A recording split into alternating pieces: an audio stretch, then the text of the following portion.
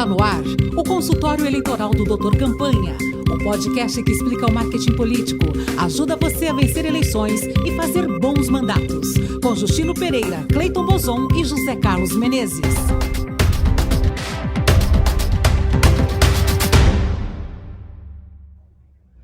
Olá, pessoal. É uma satisfação estar de volta aqui na Rádio Brasil Atual com a 5ª temporada do consultório eleitoral do Dr. Campanha.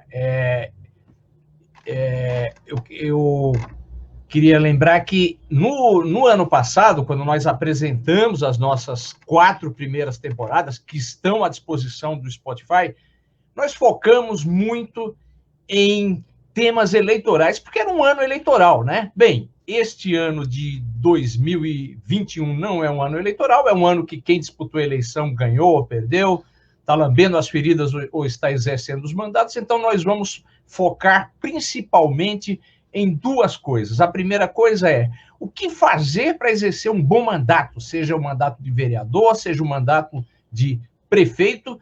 E a segunda coisa é, para quem não venceu a eleição ou para quem pretende disputar eleições em 2022, presidente, governador, senador e deputados, como fazer para que esse longo tempo de pré-campanha seja muito bem utilizado, construindo as suas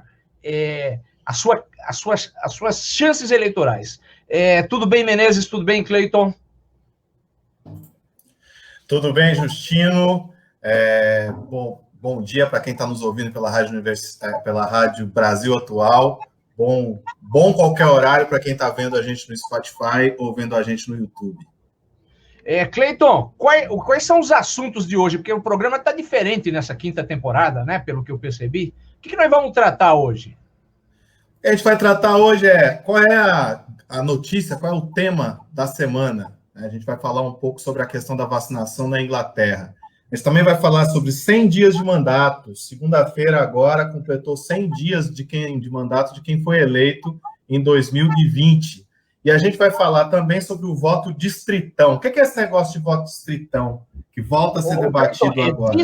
É distrital? Distritão, que é diferente do voto distrital. Isso é o que a gente vai ver hoje. Tá. Muito bem. Novidade. Então, Menezes, então, estamos aqui de volta e, Cleiton, vamos começar com a notícia da semana. O que é a notícia da semana?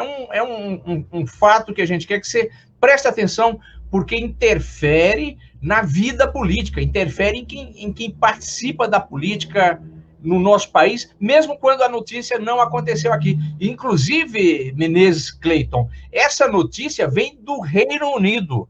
O Reino Unido é Inglaterra, Escócia, País de Gales e Irlanda do Norte, como todo mundo sabe, né? Que às vezes a gente esquece de um desses 4 aí. Eles são o primeiro, que funcionam como se fosse um país, e é o primeiro país da Europa com a maior taxa de vacinação, e chegou a 54% da população já vacinada por esses dias.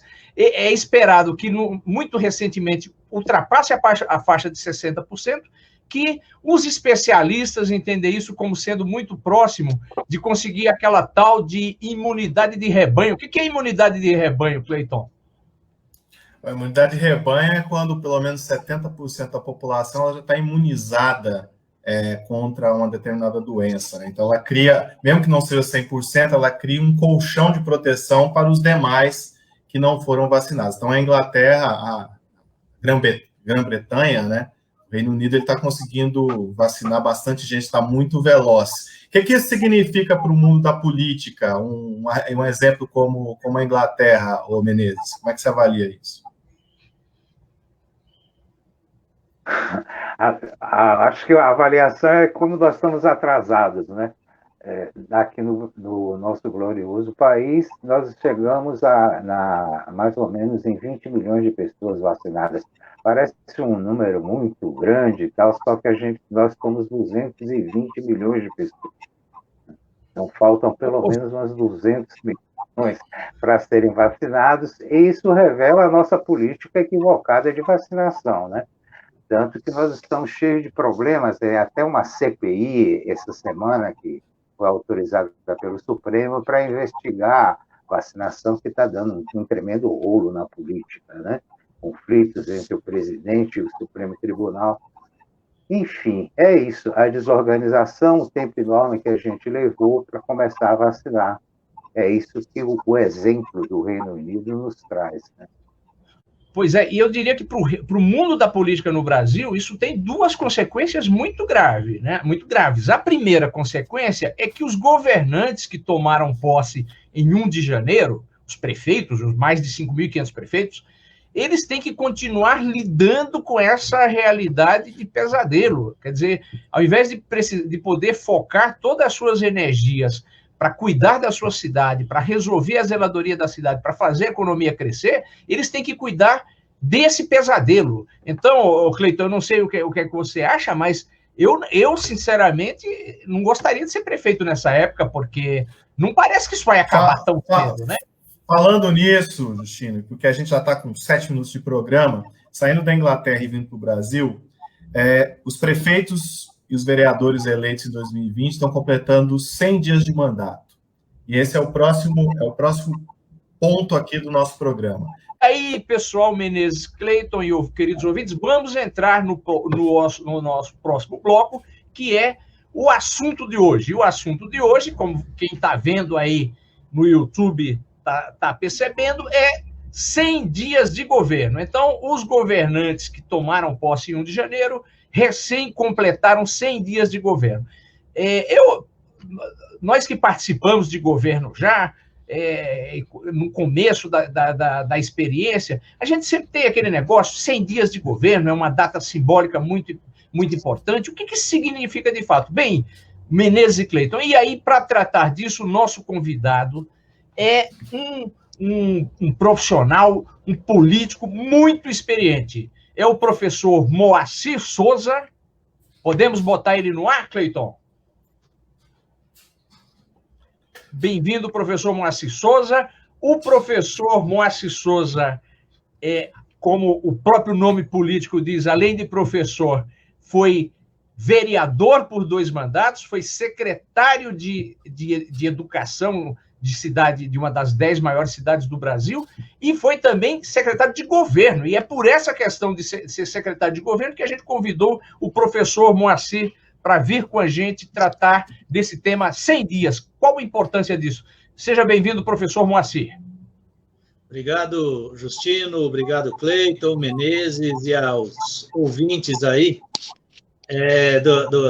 da TV, né, da rádio, e também de todas as mídias que vocês utilizam. Prazer estar aqui com vocês. Então, Moacir, e eu tomo a liberdade de chamar de Moacir, porque nós somos amigos já de longa data, embora ele esteja aqui pela grande experiência que tem. Professor Moacir, quando você era secretário de governo e se aproximou aquela data dos 100 dias de governo, o que isso significava? Eu sei que na Câmara o pessoal dizia, está chegando os 100 dias, vamos ver o que eles fizeram. Que importância tem ou não tem isso numa gestão municipal? Então, esses 100 dias, né, na verdade é um tempo que a política utiliza para acompanhar como que os novos governos estão se organizando, né? Porque, na verdade, é o seguinte, você tem uma campanha eleitoral, em geral, isso não é regra, mas, em geral, os governos eleitos apresentam um programa de governo para debater com a sociedade, esse programa é eleito. E, após a eleição, os governos, então, têm um tempo que deve se dedicar a 2 coisas básicas. A primeira coisa é a montagem do governo, porque o eleito, principalmente para o cargo de executivo, ele precisa compor a sua equipe de governo, e em cidades grandes e médias isso não é uma tarefa tão simples quanto parece. A segunda tarefa é pegar aquele programa de governo que debateu com a sociedade e desenvolver um planejamento. Quer dizer, agora passa uma outra etapa, que é dizer para a população como é que ele vai implementar aquele programa de governo. Então, é um período de planejamento para que as tarefas sejam muito bem definidas, quem é responsável pelo quê, e apresentar isso para a sociedade que o elegeu.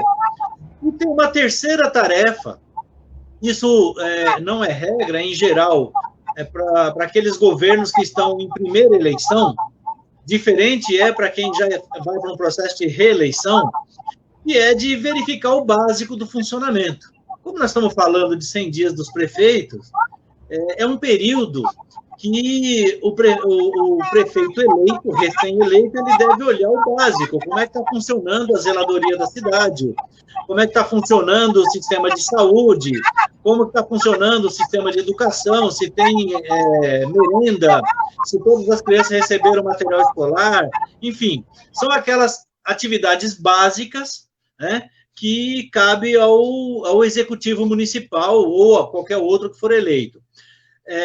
Já é diferente, eu considero pelo menos diferente para o governo que está sendo reeleito. Porque o governo que está sendo reeleito, ele não pode alegar o desconhecimento da cidade e da política da cidade. Ele tem que entrar já com outros tipos de ações e operações, porque tudo isso, em tese, já devia estar funcionando. Todo o funcionamento básico de uma administração já deveria estar em andamento. Agora, professor Moacir, aí eu tenho uma última pergunta antes de passar para o Cleiton, para o Menezes. A gente vê, por mais que os 100 primeiros dias não sejam tão importantes para definir o rumo dos 48 meses do governo, a gente sabe que a primeira impressão é a que fica. Então, a gente já viu o governo que ações desastradas no primeiro mês, segundo mês, embora depois ele tenha feito coisas muito boas, a imagem não se recuperou mais, né? Aí eu vou citar um caso muito claro, antigo, mas porque ficou marcado, que é o da ex-prefeita Erundina, que no começo da sua gestão na capital de São Paulo, eu não lembro exatamente o que era, mas houve uma crise com camelôs, e embora ela tenha feito muitas coisas depois, ela ficou muito marcada por isso, como se a coisa fosse bagunçada. Então, eu queria que professor Moacir, que você comentasse o seguinte, e aí eu estou me dirigindo, faço essa pergunta para as pessoas que estão nos ouvindo e que são secretários, são prefeitos que estão assumindo o mandato. A impressão que eu tenho é que no começo do mandato, a gente tem que segurar um pouco a ansiedade de mostrar o que veio, e é fundamental garantir que a coisa não piore. Então, se você pegou um governo com a taxa 50, o mais importante no começo não é ele ir para 70, 80, 90, ele não cair para 30, não piorar. O que você acha, professor? Então, Justino, não, você tem toda a razão. É muito comum o governo tendo sido eleito recentemente, né, acabou de ser eleito, e tem aqueles arroubos de loucuras, né? Você citou um exemplo aí da Erundina, mas eu cito um outro exemplo, não vou dizer o santo, só vou falar o milagre, mas a prefeita, tendo terminado de ser eleita, tomou posse e, dentre as primeiras medidas dela, foi substituir a empresa que cuidava da informática da prefeitura. Como consequência, ela passou um ano praticamente sem receita de IPTU, sem as receitas básicas da cidade, porque até você organizar uma outra empresa, fazer licitação, colocar para funcionar, basicamente os moradores da cidade, os munícipes, não conseguiam pagar os seus impostos. Agora, você imagina a consequência disso para a cidade. Mas o que é isso? São aqueles arroubos, né, que é muito comum da campanha eleitoral, porque a campanha eleitoral é muito emotiva, mas para quem assume o governo tem que ter a serenidade de saber lidar com esse processo. E às vezes as pessoas querem tomar aquelas medidas mais drásticas, mais impulsivas, e acaba fazendo esse tipo de coisa. Eu acho que é um erro, porque uma coisa é você defender um programa eleitoral, e a outra coisa é você implementar esse planejamento a partir do programa eleitoral eleito. E é muito comum Nós vimos vários episódios desse tipo agora, nas últimas eleições, né? Onde os prefeitos se elegeram com cacetete na mão, dizendo que ia bater, ia fazer, ia acontecer, e depois, quando assume, tem uma pandemia pela frente para gerenciar, e essa pandemia ele tem que enfrentar os problemas com o governo federal, tem que enfrentar, enfim, as infinitas situações que são impostas para o governo, e ele não consegue, então, fazer tudo aquilo que ele defendeu durante a campanha. Mas eu acho que é isso, os 100 dias ele tem essa marca. Se o governo que foi eleito conseguir garantir a governabilidade para o período e apresentar um bom planejamento para os 4 anos, eu acho que ele cumpriu uma boa meta. Acho que a questão dos 100 dias é uma questão que a gente está trabalhando com o governo. Eu queria fazer uma pergunta, como assim, a gente está terminando esse bloco, que a gente já tem que entrar para outro bloco, e aí eu quero fazer uma pergunta para o Moacir, mas antes eu queria, Justino, que você falasse um pouco dos cursos do Doutor Campanha, que é algo que a gente começa esse ano, outra novidade aí, são os cursos do Doutor Campanha. Cleiton, muito bem lembrado, porque quem nos conhece sabe que nós somos uma consultoria de marketing político que atende deputados, prefeitos, vereadores, candidatos, já estivemos dos 2 lados do balcão, ou seja, nas campanhas e nos mandatos, e a gente resolveu formalizar algo que a gente já vinha fazendo há bastante tempo, né? Se somar que eu, Cleiton e o Menezes, a gente já deu treinamento, curso, aulas para quase 10 mil alunos do mundo da política. Então, o que a gente resolveu fazer foi formalizar isso e transformar numa escola de marketing político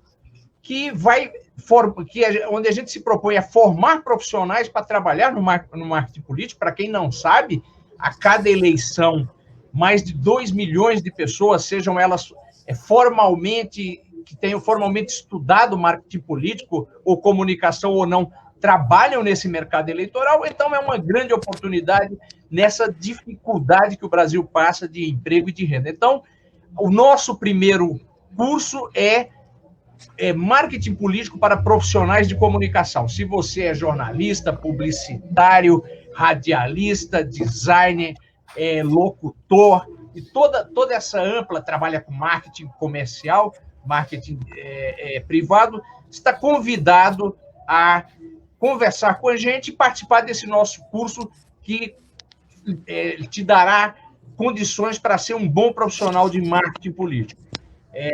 A forma para saber mais sobre isso agora é entrar em contato com o WhatsApp 11 95422 2954. Então, através desse WhatsApp, a gente vai te passar mais informações sobre esse primeiro curso, professor Moacir, que é onde a gente pretende botar a nossa experiência de infelizmente, muitos anos nessa área, e o senhor, com certeza, será convidado a ser um dos nossos palestrantes pela sua grande experiência. É isso, Cleiton? É isso aí. Para continuar a conversa, já que a gente terminou o nosso bloco, o professor Moacir continuou com a gente, vamos chamar a doutora Maíra Recchia. Espero que eu tenha pronunciado corretamente, que a gente vai falar agora sobre reforma política. Todo ano eleitoral tem reforma política, né? Então, para o ano que vem, provavelmente não vai ser diferente. E para o debate está voltando a questão do voto distritão. Para falar sobre isso, a gente convidou a doutora Maíra Recchia, que é especialista em direito eleitoral, que vai falar sobre isso com a gente. Olá, doutora Maíra. Menezes, eu vou pedir ao professor Moacir que continue participando desse debate, porque ele tem muita experiência, tem muito a colaborar. Ele é do mundo da política, é candidato, ao contrário da gente que ajuda a organizar as campanhas, ele já botou o couro dele na prática lá e foi muito bem sucedido. Então, bem-vindo, doutora. Vai ser um prazer. Opa! Olá, todos e a todas. É um prazer todo meu de estar aqui para discutir com vocês esse tema que é tão relevante aí para a nossa democracia.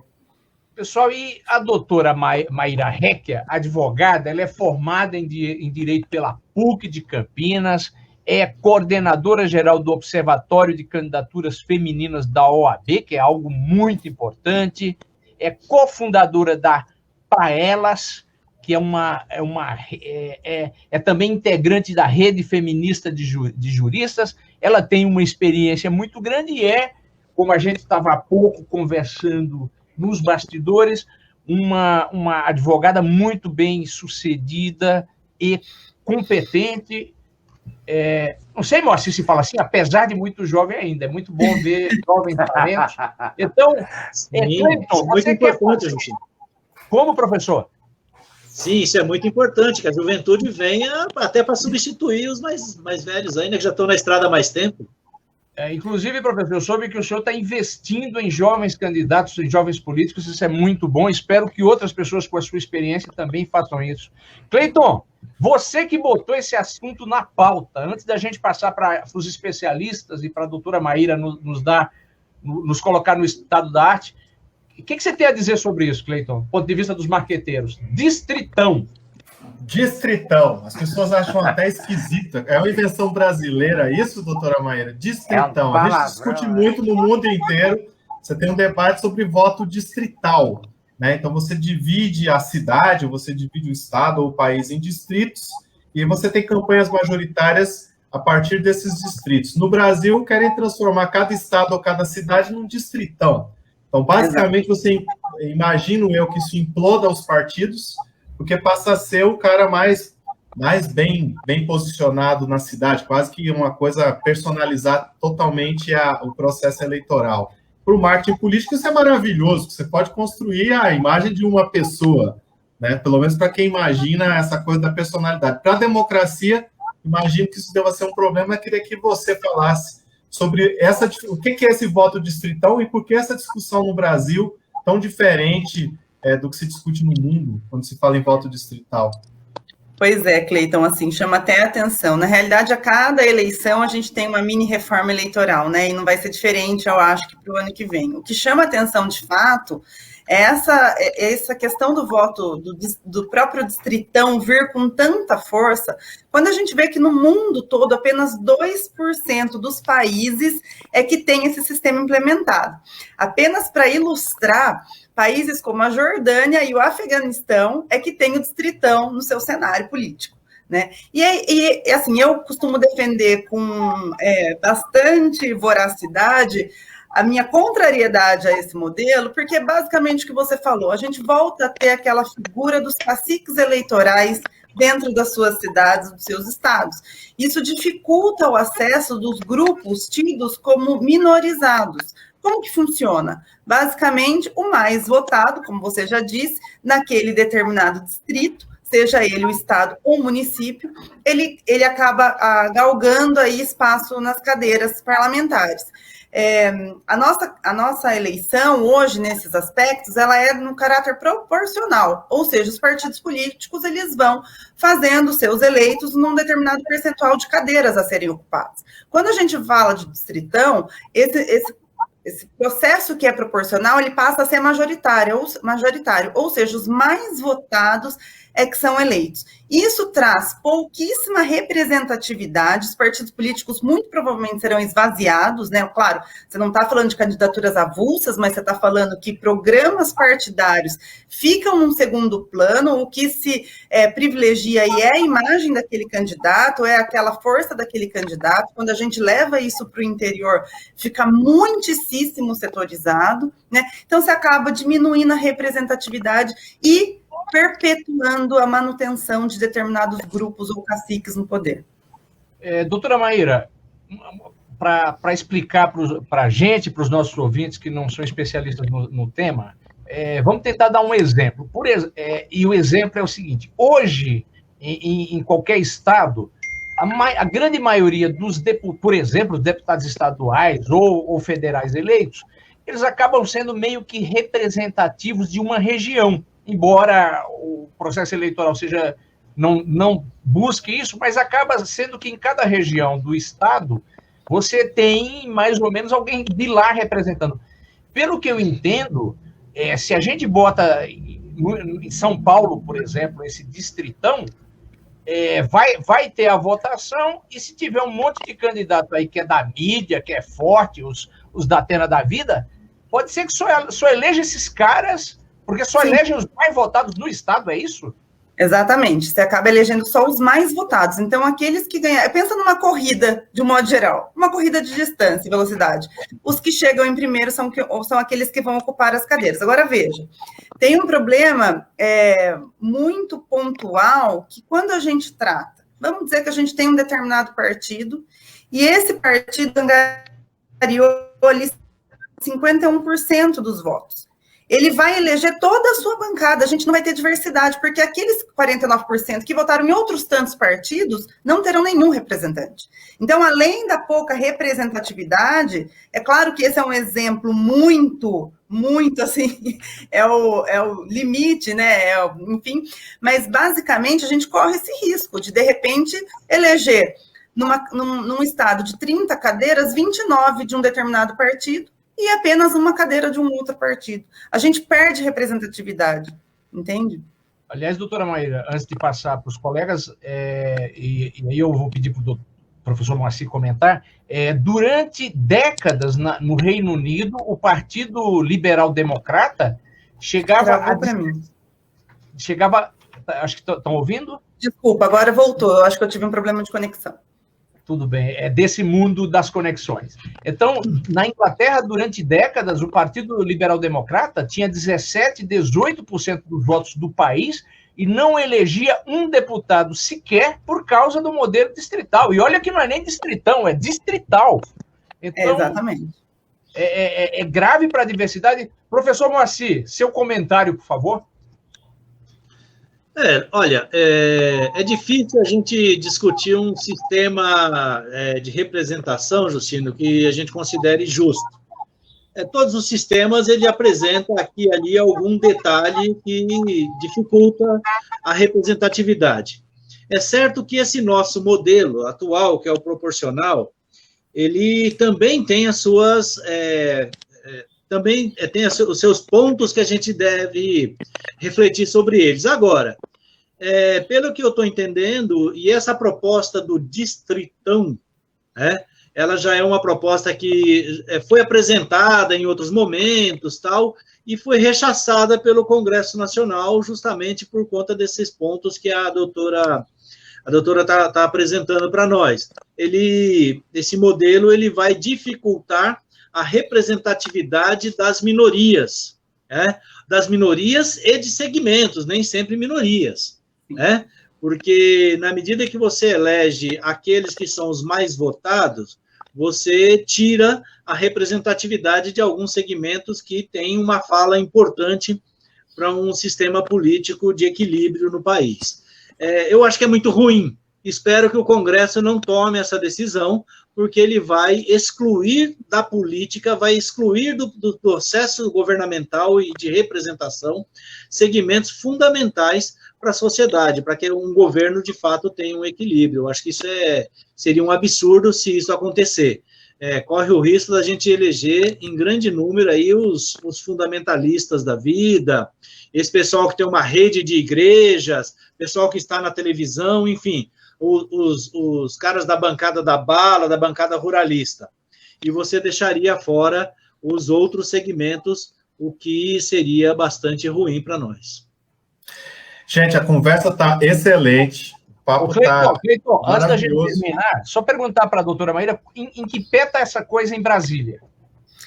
A gente está... semana passada, inclusive, eu participei de uma audiência pública do grupo de trabalho que está consolidando aí as proposituras, está na Câmara dos Deputados. A relatora, que é a deputada Margarete Coelho, deve encaminhar aí pelos próximos dias algum compilado. Então, isso ainda está no âmbito da Câmara dos Deputados para discussão, enfim, e proposituras. Acho que isso prejudica a democracia. Agradecer a doutora Maíra, ao professor Moacir, pela gentileza de passar esse tempo com a gente, com os nossos ouvintes, debatendo temas tão importantes. Obrigado, professor Moacir. Até a próxima. Doutora Maíra, obrigado. Até a próxima. Até mais. Até mais, gente. Até... Este foi o consultório eleitoral do Doutor Campanha, o podcast que explica o marketing político, ajuda você a vencer eleições e fazer bons mandatos. Com Justino Pereira, Cleiton Bozon e José Carlos Menezes. Para ouvir de novo, vá ao Spotify e digite Doutor Campanha.